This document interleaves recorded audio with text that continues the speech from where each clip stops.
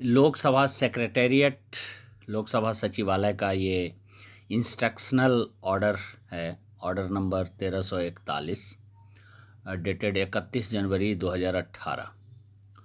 ये है order maintenance and preparation of annual performance appraisal reports. अपार किसी सबऑर्डिनेट का कैसे लिखा जाता है उसके बारे में।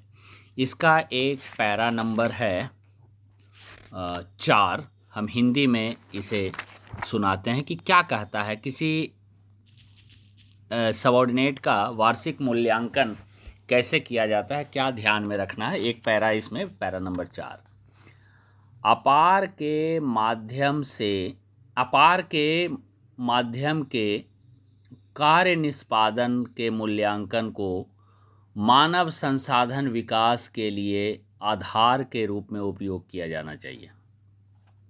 रिपोर्ट लिखने वाले तथा पुनरीक्षा अधिकारियों को स्पष्ट रूप से समझना चाहिए कि गोपनीय रिपोर्ट का उद्देश्य किसी अधिकारी का विकास करना है ताकि उसे अपनी वास्तविक क्षमता का एहसास हो सके। इसका प्रयोजन दोष खोजना नहीं है, बल्कि यह तो एक विकासात्मक प्रक्रिया है। सही मूल्यांकन करने के लिए रिपोर्ट लिखने वाले तथा पुनरीक्षा अधिकारियों को चाहिए कि वे अपने अधीन कार्य करने वाले अधिकारियों तथा कर्मचारियों के कार्य और उनके गुणों तथा साथ ही उनके चरित्र, कार्य निष्पादन और योग्यता के बारे में पूरी जानकारी रखें और इससे भली भांति परिचित रहें।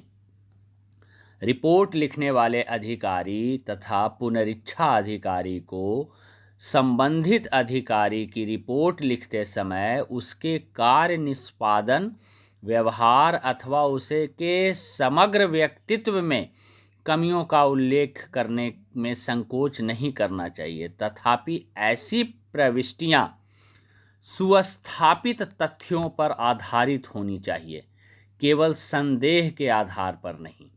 यही चीज़ जितेंद्र शर्मा मेरा अपार लिखने में गलती किए कि such entries however should be based on established facts and not on mere suspicion.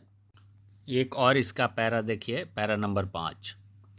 अपार में प्रतिकूल टिप्पणियां पूरी सावधानी और जिम्मेदारी के साथ की जानी चाहिए।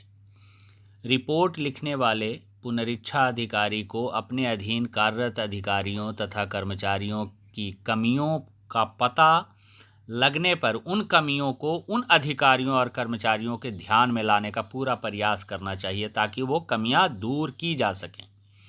सामान्यतः इस प्रकार के प्रयासों के विफल होने की स्थिति में ही गोपनीय रिपोर्टों में प्रतिकूल टिप्पणियां दर्ज की जानी चाहिए।